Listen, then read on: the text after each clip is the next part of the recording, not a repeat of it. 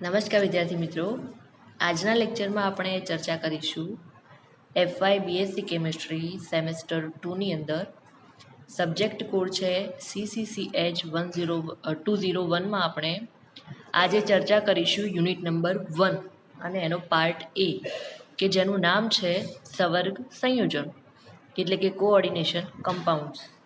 તો વિદ્યાર્થી મિત્રો, આના આગળના લેક્ચર્સની અંદર આપણે EAN જે છે એ EANની ગણતરી એટલે કે અસરકારક પરમાણુ ક્રમાંકની જે ગણતરી છે એ આપણે કઈ રીતે કરી શકીએ છીએ એના વિશે આપણે અભ્યાસ કરી ચૂક્યા છીએ, બરાબર।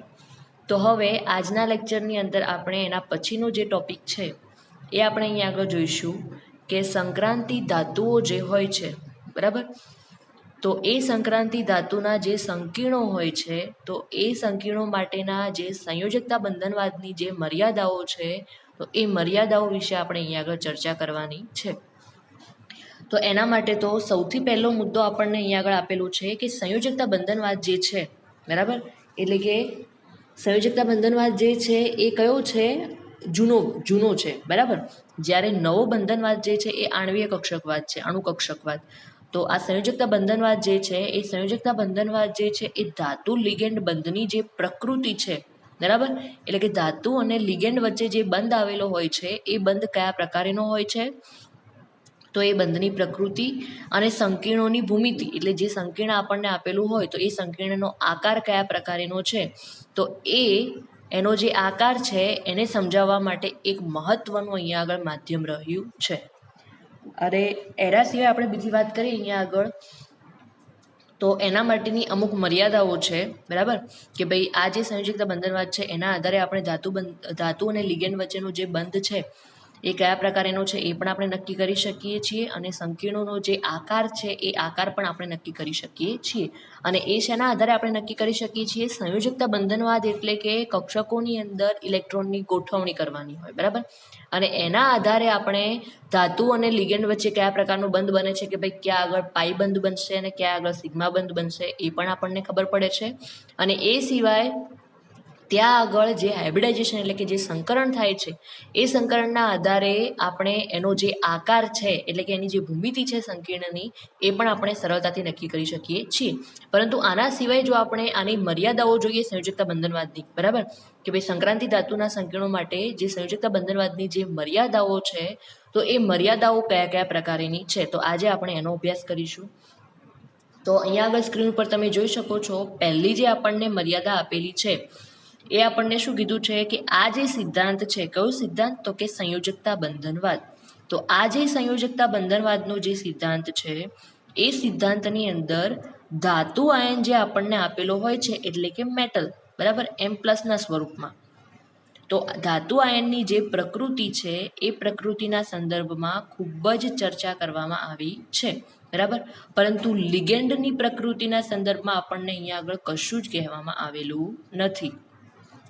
પરંતુ સંકીર્ણના નિર્માણ જ્યારે થાય છે, બરાબર, કે ભાઈ ધાતુ અને લિગેન્ડ આ બંને એકબીજા સાથે જોડાય અને જ્યારે સંકીર્ણ બનાવે છે તો એનું જ્યારે નિર્માણ થાય છે તો એ વખતે ધાતુ અને લિગેન્ડ આ બંનેનું મહત્વ આપણને આપેલું હોય છે। તો આની પહેલી મર્યાદા કઈ છે કે ભાઈ કોઈ પણ આપણને સંકીર્ણ આપેલું હોય છે, બરાબર, એને જ્યારે અલગ પાડવામાં આવે કે જ્યારે એની અંદર એક હોય છે મેટલ અને બીજો હોય છે લિગેન્ડ, બરાબર, તો એની અંદર ધાતુ આયનની તો ચર્ચા કરવામાં આવેલી જ છે કે ભાઈ એની અંદર ધાતુ આયન જે છે એ કયા પ્રકારેનો છે એ તો ચર્ચા કરવામાં આવેલી જ છે, પરંતુ એની અંદર સંયોજકતા બંધનવાદની અંદર આપણને લિગેન્ડ કયા પ્રકારેનો છે એની ચર્ચા કરવામાં આવેલી નથી, બરાબર। પણ જો આપણે સંકીર્ણની વાત કરીએ એટલે કે જો આ બંને વચ્ચે બંધ બને અને જો એ જે સંકીર્ણ બને તો એ સંકીર્ણની અંદર બંનેનું મહત્વ હોય છે કે ધાતુનું પણ મહત્વ હોય છે અને લિગેન્ડનું પણ મહત્વ હોય છે, બરાબર। તો આ થઈ એની પહેલી લિમિટેશન એટલે કે પહેલી એની મર્યાદા થઈ અહીંયા આગળ। હવે એનું સેકન્ડ જે મર્યાદાની અંદર આપણને ટોપિક આપેલો છે તો એ આપણને કંઈક આ રીતે આપેલો છે કે ચુંબકીય ગુણધર્મ જે આપણને આપેલા હોય, બરાબર, ચુંબકીય ગુણધર્મ આપણે આગળ જોઈ લીધા કે ભાઈ અનુચુંબકીય કે ભાઈ પ્રતિચુંબકીય, બરાબર, એ કઈ રીતે હોય છે એ ચુંબકીય ચાકમાત્રા શોધવા માટે આપણે કરીએ છીએ એ તો ચુંબકીય એનો જે ગુણધર્મ છે એ ચુંબકીય ગુણધર્મને આધારે સંયોજકતા બંધનવાદ દ્વારા જે આપણને સંકીર્ણની ભૂમિતિ જે મળે છે, બરાબર, એ સંકીર્ણની ભૂમિતિ એટલે કે જે એનો આકાર હોય છે એ આપણે સરળતાથી સમજાવી શકીએ છીએ, બરાબર। પણ એનાથી ઓપોઝિટ કઈ બાબત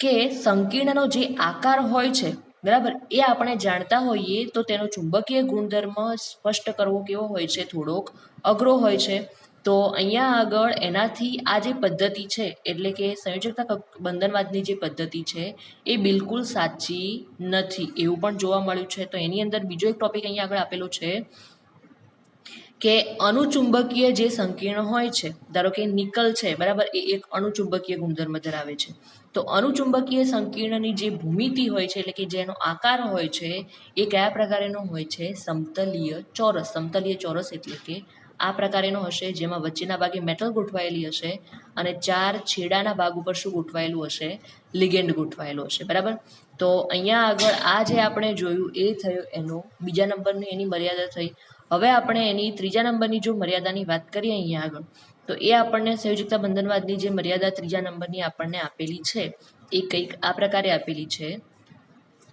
કે બે આપણને અહીંયા આગળ આયનો આપેલા છે ધાતુ આયનો કે એમાંથી એક છે કોબાલ્ટ અને બીજો છે કોપર બરાબર જે ત્રીજી આપણને મર્યાદા આપેલી છે એમાં એક આપણને કોબાલ્ટની ધાતુ આપેલી છે અને બીજી આપણને આપેલી છે કોપરની ધાતુ તો કોબાલ્ટ અને કોપર આયનોના સંકીર્ણની ભૂમિતિ એટલે કે એનો જે આકાર હોય છે એ આકાર સમજાવવા માટે એક ઇલેક્ટ્રોનની ઊંચી કક્ષામાં સંક્રાંતિ કરવામાં આવે છે એનો મતલબ શું કે અહીંયા આગળ જે કક્ષકોની અંદર જે ઇલેક્ટ્રોનની ગોઠવણી કરવામાં આવશે એ કક્ષકોની અંદરમાંથી જે એક ઇલેક્ટ્રોન હોય છે એ ઇલેક્ટ્રોનને ઊંચી કક્ષકની અંદર દાખલ કરવામાં આવે છે બરાબર પરંતુ કોબાલ્ટ જે છે કે જેનો ઓક્સિડેશન આંક કેટલો આપેલો છે 2 આપેલો છે તો એ કોબાલ્ટ સંકીર્ણ રિડક્શન કર્તા તરીકેનો ગુણધર્મ ધરાવે છે હવે રિડક્શન કર્તા એટલે શું તો કે રિડક્શન કર્તા એટલે કે હાઇડ્રોજનનો ઉમેરો થતો હોય એવું બરાબર હાઇડ્રોજનનો ઉમેરો એટલે કે પ્રોટોનનો ઉમેરો થતો હોય એવું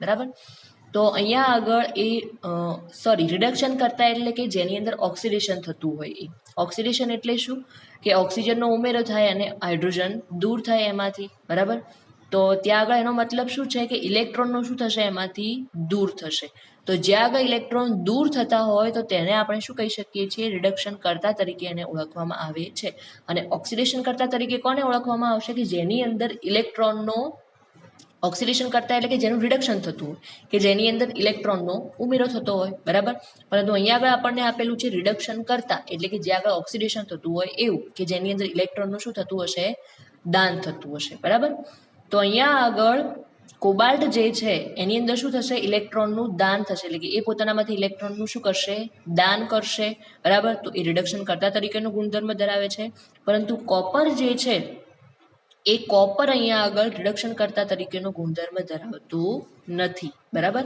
અને આ જે જુદા જુદા પ્રકારના જે ગુણધર્મો છે એ ગુણધર્મોને સંયોજકતા બંધનવાદ દ્વારા આપણે સમજાવી શકતા નથી તો આ થઈ એની ત્રીજી મર્યાદા કઈ મર્યાદા છે આ ટૂંકમાં આપણે કહીએ કે ભાઈ અહીંયા આગળ જે રિડક્શન કરતા તરીકેનો જે ગુણધર્મ છે એ રિડક્શન કરતા તરીકેનો ગુણધર્મ છે એ અને જે રિડક્શન કરતા તરીકેનો ગુણધર્મ ધરાવતું ન હોય એવું સંયોજન બરોબર તો આ બંને પ્રકારના જે સંયોજનો છે તો આ બંને પ્રકારના જે ગુણધર્મો છે એ ગુણધર્મો આ સંયોજકતા બંધનવાદના આધારે આપણે સમજાવી શકતા નથી તો આ થઈ એની ત્રીજી લિમિટેશન્સ હવે આપણે અહીંયા આગળ એના પછીની જે લિમિટેશન એટલે કે મર્યાદા આપણને આપેલી છે તો ચોથા નંબરની આપણને અહીંયા આગળ મર્યાદા આપેલી છે કે આ સિદ્ધાંત દ્વારા એટલે કે સંયોજકતા બંધનવાદના સિદ્ધાંત દ્વારા સંકીર્ણોની અંદર જોવા મળતી જે વિકૃતિ હોય છે વિકૃતિનો મતલબ શું કે એનો જે આકાર હોય છે બરાબર એ આકારની અંદર કંઈક અલગ પ્રકારનો આકાર મળતો હોય બરાબર તો એને શું કહેવામાં આવે એની વિકૃતિ કહેવામાં આવે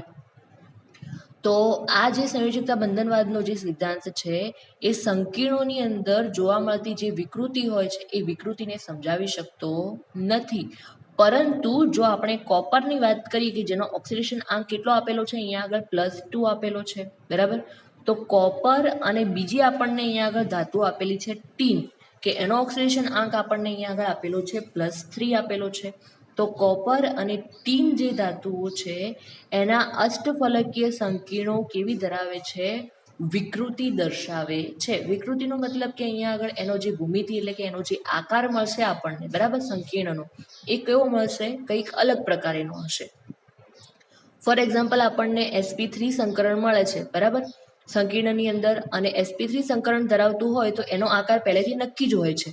પરંતુ જો એ આકાર સિવાય આપણને કંઈક બીજા આકારનું સંકીર્ણનો આકાર મળતો હોય તો એનો મતલબ કે એની અંદર શું છે? વિકૃતિ છે, બરાબર. તો આ વિકૃતિને દર્શાવે છે. તો આ સિદ્ધાંત એક તો એમ કહેવા માંગે છે કે આ મર્યાદાની અંદર આપણને એમ કીધેલું છે કે આ જે સંયોજકતા બંધનવાદનો જે સિદ્ધાંત છે એ સિદ્ધાંત દ્વારા આપણે સંકીર્ણની અંદર જોવા મળતી જે વિકૃતિ છે, બરાબર, એ વિકૃતિ આપણે સમજાવી શકતા નથી. હવે એના પછી આપણે જો એના પછીની જે આપણને મર્યાદા આપેલી છે જો એની અહીંયા આગળ ચર્ચા કરીએ તો કેટલાક જે લિગેન્ડો છે, બરાબર, હવે લિગેન્ડ એટલે શું તમને ખબર જ છે.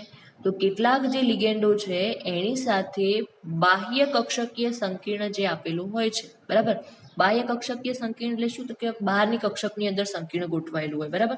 તો બાહ્ય કક્ષકીય સંકીર્ણ તથા કેટલાક અન્ય લિગેન્ડો હોય છે એની સાથે અંતઃકક્ષકીય સંકીર્ણ. અંતઃકક્ષકીય સંકીર્ણ એટલે કે એની અંદરની જે કક્ષકો હોય છે એ અંદરની કક્ષકોની અંદર જ ઇલેક્ટ્રોન ગોઠવાયેલા હોય છે સંકીર્ણના, બરાબર.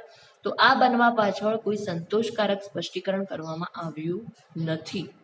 એનો મતલબ શું છે કે સંયોજકતા બંધનવાદના આધારે જે લિગેન્ડો આપણને આપેલા હોય છે એ લિગેન્ડો બાહ્ય કક્ષકીય સંકીર્ણની અંદર ગોઠવાય છે, એટલે કે બહારની કક્ષકોની અંદર ઇલેક્ટ્રોન ગોઠવાય છે કે અંદરની કક્ષકોની અંદર લિગેન્ડના ઇલેક્ટ્રોન ગોઠવાય છે, એ આપણને કંઈક અહીંયા આગળ એનું કંઈ જ સ્પષ્ટીકરણ કરવામાં આવેલું હોતું નથી, બરાબર. તો આ થઈ એના પછીની લિમિટેશન્સ. હવે આપણે એના પછીની જો મર્યાદા જોઈએ, કુલ 9 અહીંયા આગળ આપણને મર્યાદાઓ આપેલી છે, એમાંથી છઠ્ઠા નંબરની જે મર્યાદા આપણને અહીંયા આપેલી છે એ કંઈક આ પ્રકારે છે કે આ જે સંયોજકતા બંધનવાદનો જે સિદ્ધાંત છે એ સિદ્ધાંત બે ભિન્ન સંરચનાઓના સાપેક્ષ સ્થાયિત્વને સમજાવવા માટે કેવો છે? અસફળ રહ્યો છે. એનો મતલબ શું? કે જુદા જુદા પ્રકારની સંરચનાઓ આપેલી હોય આપણને, બરાબર. ધારો કે ફોર એક્ઝામ્પલ એક આપણને આપેલી છે સમતલીય ચોરસ અને બીજી આપણને આપેલી છે અષ્ટફલકીય, બરાબર. તો આ બંને જે જુદા જુદા પ્રકારની જે સંરચનાઓ છે એ બંનેનું સ્થાયિત્વ અહીંયા આગળ સમજાવી શકતો નથી. કોણ? તો કે આ સંયોજકતા બંધનવાદનો સિદ્ધાંત, બરાબર. ફોર એક્ઝામ્પલ અહીંયા આગળ આપણે લઈ લઈએ કે ભાઈ Fe જે છે, Fe ધાતુ આપણને અહીંયા આગળ આપેલી છે અને એનો ઓક્સિડેશન આંક આપણને કેટલો આપેલો છે? +3 આપેલો છે. તો એ Fe આયન ચતુષ્ફલકીય અને અષ્ટફલકીય આમ બંને પ્રકારના સંકીર્ણો બનાવે છે. પરંતુ અહીંયા આગળ જે ક્રોમિયમ છે, બરાબર, તો એ ક્રોમિયમ આયન ફક્ત કયું સંકીર્ણ બનાવે છે? તો કે અષ્ટફલકીય જ સંકીર્ણ બનાવે છે. તો અહીંયા આગળ જે એની જુદા જુદા પ્રકારની, એટલે કે ધારો કે Feની અહીંયા આગળ આપણને બે અલગ અલગ પ્રકારની સંરચનાઓ આપેલી છે, તો આ બંનેમાંથી કોનું સ્થાયિત્વ વધારે છે એ આ સંયોજકતા બંધનવાદના સિદ્ધાંતના આધારે આપણે નક્કી કરી શકતા નથી, બરાબર. તો આ થઈ એની છઠ્ઠા નંબરની લિમિટેશન્સ થઈ. હવે આપણે એના પછીની 7મા નંબરની અહીંયા આગળ આપણને મર્યાદા આપેલી છે એ કંઈક આ પ્રકારે આપેલી છે કે આ જે સંયોજકતા બંધનવાદનો જે સિદ્ધાંત છે એ સિદ્ધાંત સંકીર્ણોની ઉત્તેજિત અવસ્થાની બાબતમાં બિલકુલ મૌન હોય છે. ઉત્તેજિત અવસ્થા એટલે શું? તો કે એક્સાઇટેડ સ્ટેટ. હવે એક્સાઇટેડ સ્ટેટ એટલે શું? તો એના માટે આપણને કક્ષકોની અંદર ઇલેક્ટ્રોનની ગોઠવણી કરતા આવડવું તો હોવું જોઈએ કે ભાઈ જ્યારે આપણે સંયોજકતા બંધનવાદના આધારે અને આણ્વીય કક્ષકવાદના આધારે, બરાબર, આ બંનેના આધારે જો આપણે કક્ષકોની અંદર ઇલેક્ટ્રોનની ગોઠવણી જ્યારે કરીએ છીએ તો પહેલા આપણે કક્ષકોની અંદર ક્યારે ઇલેક્ટ્રોનની ગોઠવણી શેની અંદર કરીએ છીએ? સૌથી પહેલા તો એને કે એની ધરાવસ્થાની અંદર. ધરાવસ્થાની અંદર એટલે શું? કે કક્ષકો આપણને આપેલી હોય છે શક્તિ સ્તર પ્રમાણે અને એની અંદર આપણે વારાફરતી ઇલેક્ટ્રોનની ગોઠવણી કરવાની હોય છે. તો ધરાવસ્થાની અંદર ઇલેક્ટ્રોનની ગોઠવણી થશે અને એના પછી એક્સાઇટેડ સ્ટેટની અંદર ઇલેક્ટ્રોનની ગોઠવણી થાય છે. હવે એક્સાઇટેડ સ્ટેટની અંદર ઇલેક્ટ્રોનની ગોઠવણીની અંદર સંયોજકતા બંધનવાદ જે છે એ સંયોજકતા બંધનવાદની અંદર ઊંચી શક્તિ સપાટીમાંથી જે ઊંચી શક્તિ સપાટી ધરાવતી જે કક્ષકો છે એમાંથી ઇલેક્ટ્રોન નીચી શક્તિ સપાટી ધરાવતી કક્ષકોમાં દાખલ થાય છે. પરંતુ જો આપણે અણુકક્ષકવાદના આધારે જો આપણે જોઈએ, બરાબર, આ ફક્ત તમારી માહિતી માટે જ છે કે જો આપણે અણુકક્ષકવાદના આધારે જોઈએ તો એની અંદર શું થાય છે કે ઇલેક્ટ્રોન જે છે એક્સાઇટેડ સ્ટેટની અંદર નીચી શક્તિ સપાટીમાંથી ક્યાં આગળ ટ્રાન્સફર થાય છે? ઊંચી શક્તિ સપાટી ધરાવતી જે કક્ષકો હોય છે એની અંદર દાખલ થાય છે. તો અહીંયા આગળ હાલ આપણે સંયોજકતા બંધનવાદની ચર્ચા કરી રહ્યા છીએ. તો સંયોજકતા બંધનવાદના આધારે જો આપણે એક્સાઇટેડ સ્ટેટની વાત કરીએ તો કે જે ઊંચી શક્તિ સપાટીમાંના જે ઇલેક્ટ્રોન છે એ ક્યાં આગળ દાખલ થશે, એનાથી ઓછી શક્તિ એટલે કે નીચી શક્તિ સપાટી ધરાવતી જે કક્ષકો છે એની અંદર દાખલ થશે. એટલે કે અયુગ્મિત ઇલેક્ટ્રોન છે એ શું થશે, એમનું યુગ્મીકરણ થશે. બરાબર. તો આના કારણે તેનાથી સંકીર્ણોનો જે ઉષ્માગતિકીય ગુણધર્મ જે છે એટલે કે થર્મોડાયનેમિક જે એનો ગુણધર્મ છે એ આપણને એની જાણકારી મળતી નથી. તો આ થયો એનો 7મા નંબરની મર્યાદા થઈ. હવે આપણે એના પછીની જે આપણને મર્યાદા આપેલી છે, જો એની અહીંયા આગળ ચર્ચા કરીએ તો 8મા નંબરની અહીંયા આગળ તમે જોઈ શકો છો કે મર્યાદા આપણને આપેલી છે કે આ જે સિદ્ધાંત છે, કયો સિદ્ધાંત, તો કે સંયોજકતા બંધનવાદ. તો આ સંયોજકતા બંધનવાદના દ્વારા સંકીર્ણોનો જે પ્રક્રિયા દર હોય છે એ પ્રક્રિયા દર અને એની જે ક્રિયાવિધિ હોય છે એ સંયોજકતા બંધનવાદ સમજાવી શકતો નથી. કઈ રીતે? તો ફોર એક્ઝામ્પલ આપણને કોઈ પણ એક સંકીર્ણની પ્રક્રિયા આપેલી છે, બરાબર, અને એની અંદર આપણને ક્રિયાવિધિ પણ આપેલી છે અને એ ક્રિયાવિધિના આધારે આપણે નક્કી કરી શકીએ છીએ કે એનો જે પ્રક્રિયા દર એટલે કે એનો જે વેગ છે પ્રક્રિયાનો એ કયા પ્રકારનો હોય છે. પરંતુ સંયોજકતા બંધનવાદ જે છે એના આધારે આપણે કોઈ પણ સંકીર્ણની પ્રક્રિયા દર પણ નક્કી કરી શકતા નથી અને એની ક્રિયાવિધિ છે એ પણ આપણે સમજાવી શકતા નથી. તો આ થયો એની 8મા નંબરની મર્યાદા થઈ. હવે આપણે એના પછીની જે લાસ્ટ આપણને મર્યાદા આપેલી છે સંયોજકતા બંધનવાદની, એ આપણને આપેલી છે 9મા નંબરની, કે સંકીર્ણોનો જે રંગ છે એ રંગ, પછી અવશોષણ વર્ણપટ તથા તેનામાં જે ચુંબકીય ગુણધર્મોની બાબત જે છે એ બાબતમાં આ સિદ્ધાંત કશું પણ કહી શકતો નથી. બરાબર, કે ભાઈ આ સંયોજકતા બંધનવાદનો જે સિદ્ધાંત છે એ સંકીર્ણોના રંગ બાબતે પણ કંઈ આપણને માહિતી આપી શકતો નથી કે સંકીર્ણનો રંગ કયો હશે. બરાબર. પછી અવશોષણ વર્ણપટ એટલે કે જે આપણને એક્સરે ત્યાં આગળ મળે છે, બરાબર, તો એ વર્ણપટ કયા પ્રકારનું મળે છે એ પણ આપણે નક્કી કરી શકતા નથી અને એનું જે ચુંબકીય ગુણધર્મ છે એ પણ આપણે સંયોજકતા બંધનવાદના આધારે આપણે નક્કી કરી શકતા નથી. અને એનું કારણ શું છે? તો એનું કારણ છે કે આ જે સંયોજકતા બંધનવાદનો જે સિદ્ધાંત છે એ સિદ્ધાંતની અંદર ડી કક્ષકોનું વિભાજન થતું હોતું નથી. બરાબર. એનો મતલબ શું કે ડી કક્ષકમાંની જે ઇલેક્ટ્રોન છે, ડી કક્ષકમાંના ઇલેક્ટ્રોન એ કોઈ બીજી કક્ષકમાં દાખલ થઈ શકતા નથી અને એટલા જ માટે આ જે સંયોજકતા બંધનવાદ જે છે એની અમુક મર્યાદાઓ અહીંયા આગળ હોય છે. કે કઈ મર્યાદાઓ? ડી કક્ષકના વિભાજન થઈ શકતું નથી એની મર્યાદાઓ કઈ કઈ છે?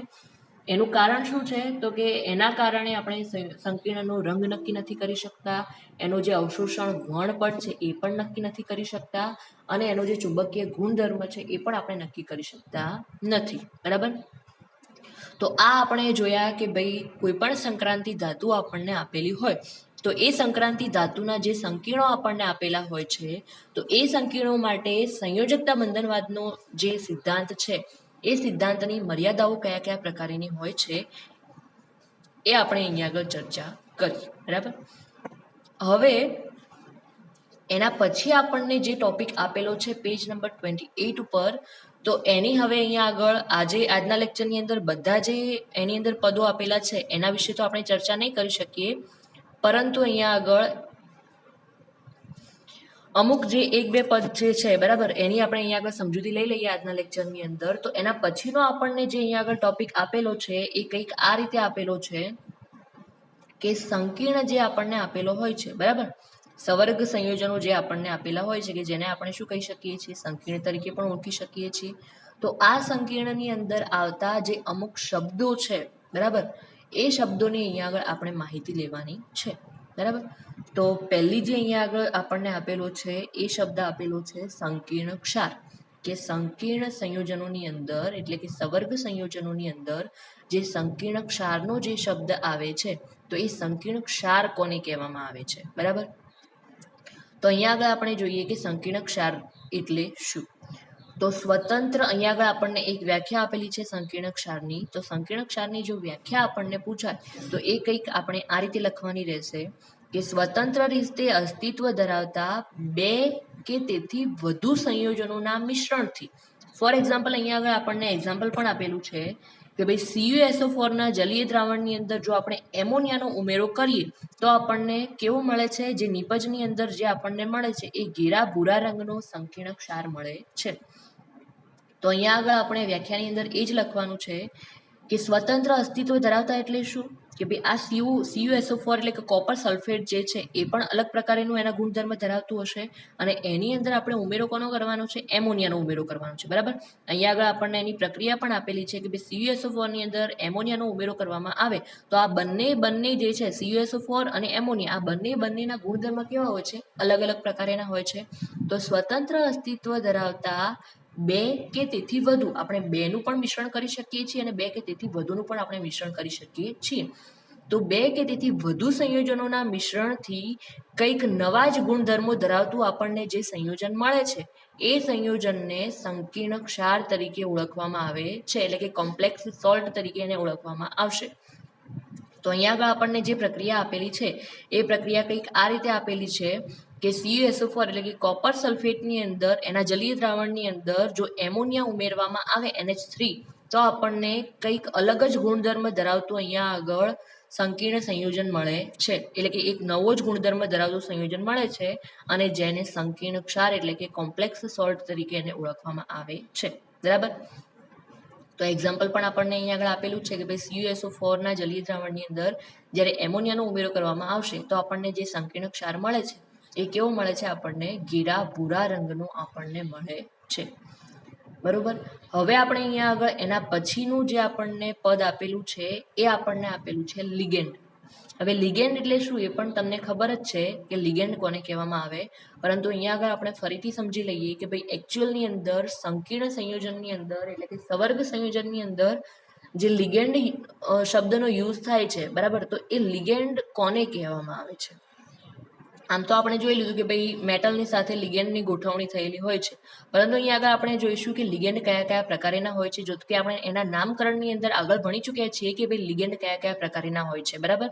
તો અહીંયા આગળ આપણે જોઈએ કે ભાઈ લિગેન્ડ કોને કહેવામાં આવે તો લિગેન્ડની આપણને વ્યાખ્યા આપેલી છે સૌથી પહેલા તો કે લિગેન્ડની વ્યાખ્યા કયા પ્રકારે લખવામાં આવશે કે સંકીર્ણ ક્ષાર જે આપણને મળે છે બરાબર હવે તમને ખબર જ છે કે સંકીર્ણ ક્ષાર કોને કહેવામાં આવે છે તો એ સંકીર્ણ ક્ષારની અંદર ધાતુ આયનની સાથે એટલે કે મેટલની સાથે સવર્ગ સહસંયોજક બંધથી જોડાયેલા જે ઋણ આયનો અથવા તો જે તટસ્થ અણુઓ જે હોય છે એમને શું કહેવામાં આવે છે લિગેન્ડ તરીકે એને ઓળખવામાં આવે છે બરાબર તો તમને ખબર જ છે કે ભાઈ મેટલ જે છે એટલે કે ધાતુ આયન જે છે એની અને લિગેન્ડ જે છે એ બંનેની વચ્ચે એક બંધ બનેલો હોય છે અને એ બંધ કયા પ્રકારનું હોય છે સવર્ગ સહસંયોજક બંધ હોય છે બરાબર તો આ સવર્ગ સહસંયોજક બંધથી જોડાયેલા એટલે કે ધાતુ આયનની સાથે સવર્ગ સહસંયોજક બંધથી જોડાયેલા જે ઋણ આયન અથવા તો તટસ્થ અણુ એટલે કે લિગેન્ડ જે હોય છે એ કયા કયા પ્રકારનું હોય છે ઋણ આયન પણ હોઈ શકે અને તટસ્થ અણુ પણ હોઈ શકે છે બરાબર તો આ ઋણ આયન અથવા તો જે તટસ્થ અણુઓ હોય છે એમને શું કહેવામાં આવે છે લિગેન્ડ તરીકે ઓળખવામાં આવે છે બરાબર તો આ થઈ લિગેન્ડની વ્યાખ્યા હવે આપણે અહીંયા આગળ જોઈએ કે એ કયા પ્રકારની વૃત્તિ ધરાવતું હોય એટલે કે કયા પ્રકારની એની ગુણધર્મ ધરાવતું હોય એ તો આવર્ત કોષ્ટકની જો આપણે અહીંયા આગળ ચર્ચા કરીએ તો આવર્ત કોષ્ટકની અંદર જમણી બાજુએ આપણને જે ધાતુઓ જે આપણને અણુઓ આપેલા હોય છે એ કયા હોય છે અધાતુઓ હોય છે બરાબર કે આવર્ત કોષ્ટકની અંદર જમણી બાજુએ આપણને જે આપેલા છે અણુઓ પરમાણુઓ જે આપણને આપેલા છે એ કયા છે અધાતુઓ છે બરાબર અને એમની જે ગુણધર્મો હોય છે એટલે કે એમની જે વૃત્તિ હોય છે એ કયા પ્રકારની હોય છે ઇલેક્ટ્રોનને સ્વીકારવાની એટલે કે ઇલેક્ટ્રોનને સ્વીકારી અને એ શું કરે છે અષ્ટક એટલે કે જે એનું અષ્ટક હોય છે કક્ષકોનું બરાબર એ અષ્ટક પૂર્ણ કરવાની એની વૃત્તિ હોય છે બરાબર તો આવી જે અધાતુઓ હોય છે એમની પાસે જે ઇલેક્ટ્રોન યુગ્મ હોય છે બરાબર એ એનું દાન કરી અને શું બનાવે છે સવર્ગ સહસંયોજક બંધ બનાવે છે તો અહીંયા આગળ કંઈક આપણે એ રીતે કીધેલું છે આપણને કે જે મેટલની સાથે જે આપણને લિગેન્ડ ગોઠવાયેલો જોવા મળે છે તો એ લિગેન્ડ જે છે એ કયો હોઈ શકે છે તો આવર્ત કોષ્ટકની અંદર જે જમણી બાજુની અધાતુ તત્વો આપણને આપેલા છે એ અધાતુ તત્વોમાંથી અહીંયા આગળ લિગેન્ડ તરીકે ગોઠવાયેલા હશે કોઈ પણ બરાબર અને એની વૃત્તિ કેવી હોય છે ઇલેક્ટ્રોનને સ્વીકારવાની તો એ શું કરશે ઇલેક્ટ્રોનને સ્વીકારી અને પોતાનું જે અષ્ટક છે એ શું કરશે પૂરું કરશે અને પછી શું કરશે કે અધાતુઓ પાસે ઇલેક્ટ્રોન યુગ્મો હોય છે અહીંયા આગળ અધાતુ એટલે કે લિગેન્ડ તરીકે જે અધાતુઓ હશે તો એની પાસે લિગેન્ડ તરીકે જે અહીંયા આગળ અધાતુ હશે તો એની પાસે ઇલેક્ટ્રોન યુગ્મ પણ હશે, બરાબર. તો એ ઇલેક્ટ્રોન યુગ્મનું શું કરશે, હવે અહીંયા આગળ દાન કરશે. તો કે લિગેન્ડ એટલે કે અધાતુ હોય છે એ પોતાના ઇલેક્ટ્રોન યુગ્મનું દાન કરી અને અહીંયા આગળ શું બનાવે છે, સવર્ગ સહસંયોજક બંધ બનાવે છે, બરાબર. આ પ્રકારે થાય છે અહીંયા આગળ પ્રોસેસ. ફોર એક્ઝામ્પલ અહીંયા આગળ આપણને એક્ઝામ્પલ પણ આપેલું છે કે દાખલા તરીકે અહીંયા આગળ એક આપણને સંકીર્ણ આપેલું છે કે કયું સંકીર્ણ આપેલું છે, CuNH3 × SO4. એટલે કે અહીંયા આગળ કોપરની સાથે NH3 ના 4 લિગેન્ડ અહીંયા આગળ જોડાયેલા છે, બરાબર. તો અહીંયા આગળ એઝ અ લિગેન્ડ તરીકે કોણ વર્તે છે, એમોનિયા એટલે કે NH3 વર્તે છે. અને આ NH3 ની અંદર જે નાઇટ્રોજન હોય છે, બરાબર, તો એ નાઇટ્રોજન શું કરે છે, અધાતુ પરમાણુ તરીકે ત્યાં આગળ વર્તે છે, બરાબર. હવે એ અધાતુ પરમાણુ છે એનો મતલબ કે એ શું કરશે, અહીંયા આગળ ઇલેક્ટ્રોન યુગ્મનું દાન કરશે, બરાબર. તો ફોર એક્ઝામ્પલ NH3 ની આપણે જો વાત કરીએ તો આ NH3 ની અંદર 3 જે હાઇડ્રોજન નાઇટ્રોજનની સાથે જોડાયેલા હોય છે. તો અહીંયા આગળ તમને અહીંયા આગળ આકૃતિમાં તમે જોઈ શકો છો કે નાઇટ્રોજનની સાથે 3 હાઇડ્રોજન જોડાયેલા છે. નાઇટ્રોજનનો જે પરમાણુ ક્રમાંક છે એ કેટલો છે, 7 છે, બરાબર. તો અહીંયા આગળ ઇલેક્ટ્રોનની ભાગીદારી કરી અને તમે જોઈ શકો છો કે નાઇટ્રોજનની પાસે કુલ 7 ઇલેક્ટ્રોન હાજર છે. 2 અહીંયા આગળ છે, એક અહીંયા આગળ, એક અહીંયા આગળ, 4 x જે લખેલા છે એના 3, એટલે કુલ કેટલા થયા, 7 ઇલેક્ટ્રોન થઈ ગયા અહીંયા આગળ, બરોબર. તો આ રીતે અહીંયા આગળ ઇલેક્ટ્રોન આપણને જોવા મળે છે. બીજી વસ્તુ છે અહીંયા આગળ કે લિગેન્ડ જે અહીંયા આગળ આપણને આપેલો હોય છે એ લિગેન્ડનું જે ઇલેક્ટ્રોન યુગ્મને દાન કરવાની જે વૃત્તિ છે, બરાબર. તો એ લિગેન્ડની જે ઇલેક્ટ્રોન યુગ્મને દાન કરવાની જે વૃત્તિ છે એના આધારે અહીંયા આગળ 2 પ્રકારો એના પડે છે. અને એ 2 પ્રકારો કયા કયા છે, તો એક તો છે એકદંતીય લિગેન્ડ, બરાબર, કે જે કેટલા ઇલેક્ટ્રોન યુગ્મનું દાન કરશે, 1 ઇલેક્ટ્રોન યુગ્મનું દાન કરશે, બરાબર. અને બીજો આપણને અહીંયા આગળ આપેલું છે બહુદંતીય લિગેન્ડ. બહુદંતીય લિગેન્ડ એટલે એ કેટલા ઇલેક્ટ્રોન યુગ્મનું દાન કરશે, 2 કે તેથી વધુ ઇલેક્ટ્રોન યુગ્મનું દાન કરશે, બરાબર. તો લિગેન્ડ કોને કહેવામાં આવે એ અહીંયા આગળ આપણે જોયું, એની વ્યાખ્યા જોઈ. એના પછી લિગેન્ડ કયા પ્રકારેના હોય છે, એ ઇલેક્ટ્રોનને સ્વીકારવાની કે ઇલેક્ટ્રોનને દાન કરવાની કયા પ્રકારની વૃત્તિ ધરાવે છે એ આપણે અહીંયા આગળ જોયું. અને એની એટલે કે લિગેન્ડની ઇલેક્ટ્રોન યુગ્મને દાન કરવાની જે વૃત્તિ છે એના આધારે એને 2 વર્ગોમાં વર્ગીકૃત કરવામાં આવે છે. એક છે એકદંતીય લિગેન્ડ અને બીજો છે બહુદંતીય લિગેન્ડ, બરાબર. તો વિદ્યાર્થી મિત્રો, આજના લેક્ચરની અંદર આપણે આટલું જ રાખીએ છીએ. હવે સંકીર્ણના અંદર આવતા જે અમુક પદો છે એની અંદર 3જા નંબરનું આપણને આપેલું છે અસરકારક પરમાણુ ક્રમાંક, તો એ હવે આપણે જોઈશું આના નેક્સ્ટ લેક્ચરની અંદર. Okay, thank you.